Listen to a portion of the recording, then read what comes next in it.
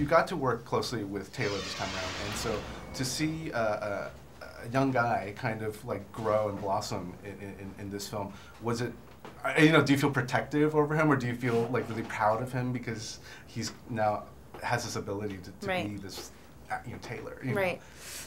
What's funny is that like everyone says, maybe everyone says that that it's so clear that you guys have a relationship, that you're very protective over him and you maybe feel like an older sister or whatever. At this point, he's so filled the shoes that everybody expected him to. I'm learning so much more from him than I ever thought would be.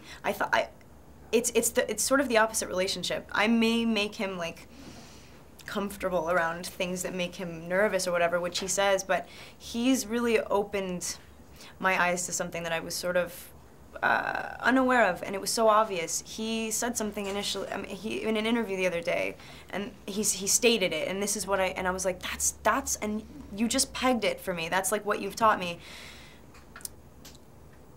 Dealing with all the pressure, not knowing he had the role, he was like, and that's a question that is loaded with pressure.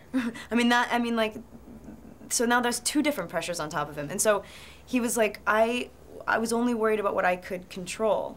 And further than that, there was nothing. I mean, why would I bog myself down with something? And I was like, well, there you go. Like, he's the most steady of all of us, probably. And he's awesome. And yeah. Do you feel that an element of his confidence also came in with the kind of transformation of his body? I mean, do you feel like that kind of helped him a little bit also with how he, because he's super confident. I mean, you see totally. him, yeah. He had that before because he knew he could achieve that. It was like working out and eating. Yeah, you're gonna get buff. The serious transformation happened between the years. To then, unfortunately, compare, you know, the Taylor to Robert. Then was it interesting to see how Robert has changed? You know, in terms of his acting style and how he approached being in this character this time around. He's not really in it as much as you're, you know, with Taylor. So, you know, what was that like for you? I'm proud of everyone in the cast for dealing with all of this. I mean, this is really like, it's not normal. It's been a long time since something like this, like big, has come around, and we're all young actors, and actors first. None of the cast were people who, and there are a lot of people like this who want to be entertainers, who want to be sort of in the public eye, and this was something that didn't start out like that. So I think Rob's done a great job handling it. I mean, despite what anybody said, I think everyone has a lot to be proud of.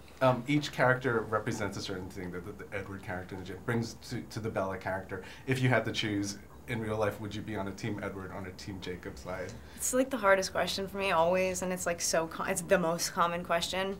Kristen would probably be, I really back Bella. I would probably choose like the really thorny road and like choose like I would follow my heart and not compromise, and probably wouldn't stay with Jake.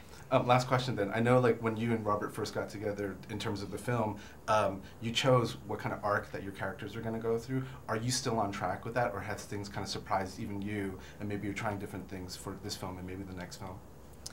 I mean, the arc that we sort of tried to pin down, what we vaguely talked about initially in rehearsals, I think definitely informed the way we played Twilight.